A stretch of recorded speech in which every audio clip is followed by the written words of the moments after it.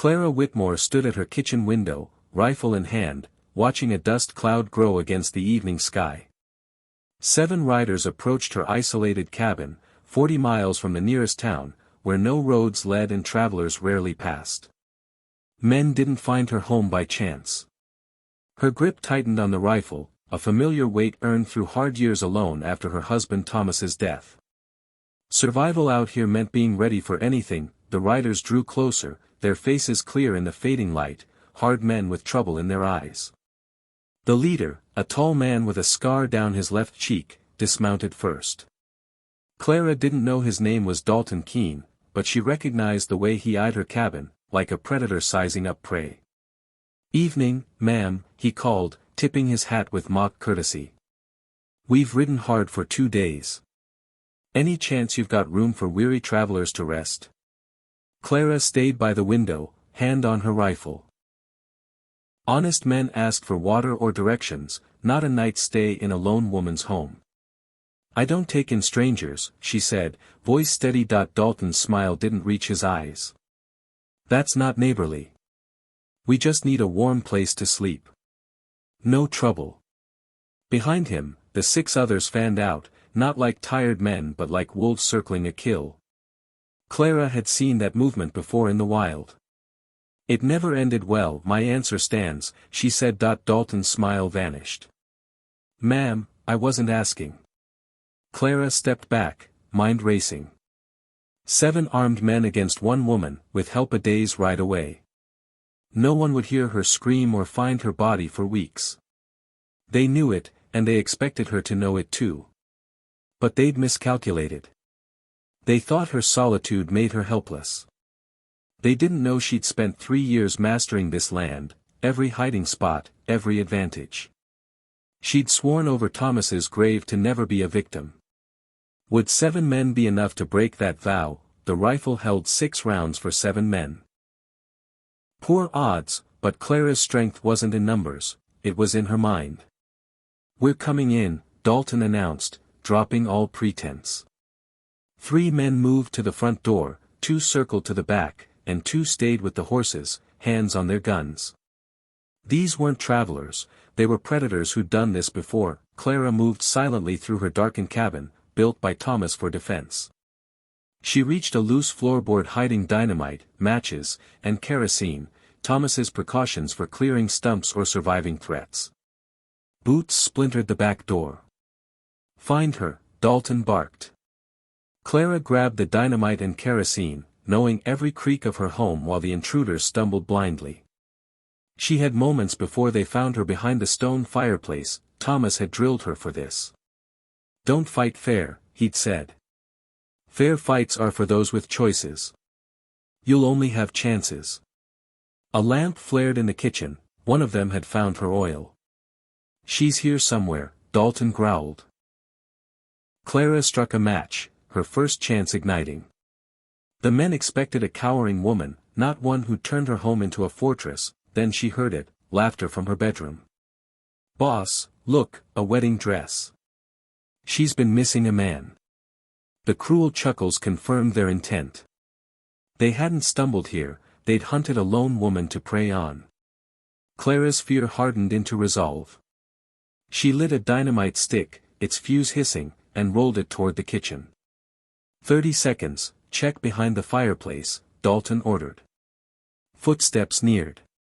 Clara pressed against the stone, covering her ears. "What's that?" a man asked as the dynamite rolled unnoticed, mistaken for firewood. At 5 seconds, the explosion tore through the cabin. Windows shattered, the kitchen table vanished, and the blast shook the walls. 2 men lay dead in the wreckage, a third crawled, arm broken. Dalton staggered, bleeding from a gash. Clara grabbed her rifle and the remaining dynamite. 4 down, 3 standing, better odds. The men outside shouted, horses panicking. Clara slipped through a hidden crawl space Thomas had built, emerging behind the woodshed. Dalton's voice carried, "Burn it down. She's inside." The men tossed lit branches onto her roof, flames devouring her home. They thought fire would flush her out. They were wrong. Crouching behind the woodshed, Clara watched her life burn, furniture Thomas crafted, photos of their marriage, her sanctuary. The three survivors stood silhouetted against the flames, Dalton still believing she was trapped. "She'll come out," one said. "Maybe she's dead," another muttered. Dalton shook his head. "Women like her don't die easy." Anger replaced Clara's fear. These men had taken everything. Thomas had warned against revenge, but with nothing left to lose, it felt like freedom. She lit another dynamite stick, targeting the horses to sow chaos. The animals screamed as the fuse landed among them, breaking free in a stampede. Clara aimed at Dalton, but a horse blocked her shot. The dynamite exploded, killing 2 horses and scattering the men. Dalton vanished in the smoke. 2 men remained, shouting, "Where's that witch?" Clara smiled, they'd named her perfectly. She was a witch now, wielding the power of nothing left to lose.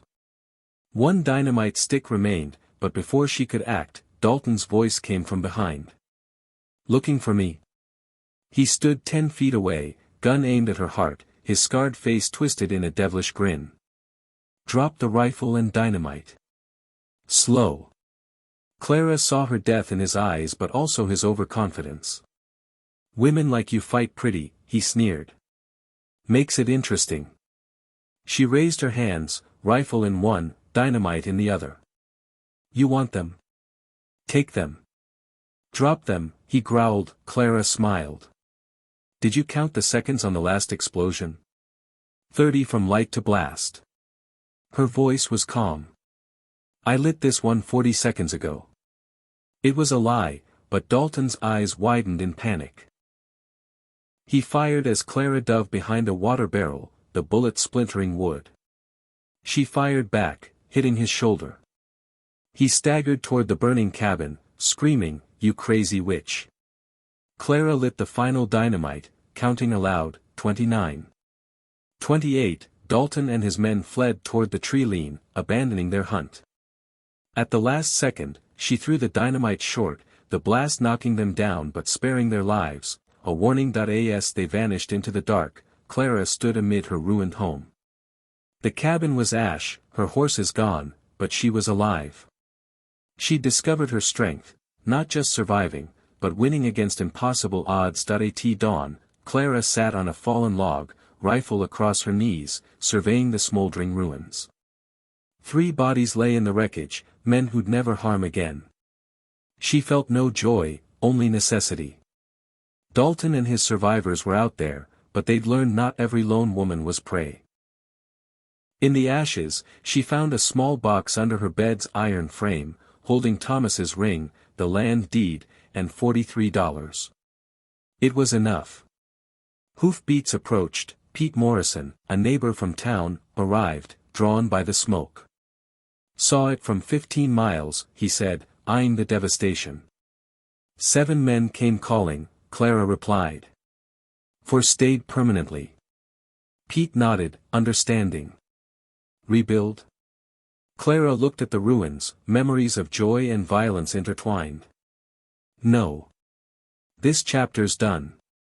Pete handed her a letter from his cousin in Silver Creek, Colorado, a teaching job, a house, a fresh start. 2 weeks' ride, he said. "I'll escort you." Clara agreed. 3 months later, she stood before her Silver Creek schoolhouse, watching students leave after lessons. To them, she was Miss Clara, kind but firm, her past unknown. The town embraced her, a blacksmith repaired her scarred rifle, the sheriff called her a woman who could handle herself. Life was peaceful, but at night, she listened for hoofbeats that never came, erasing the day's lesson from the blackboard. Clara reflected. The woman who'd fought for her life was gone, replaced by one who'd learned she could face any threat and emerge stronger. Silver Creek was her new beginning, but the witch inside her, the one born in fire and dynamite, remained, ready if trouble ever found her again.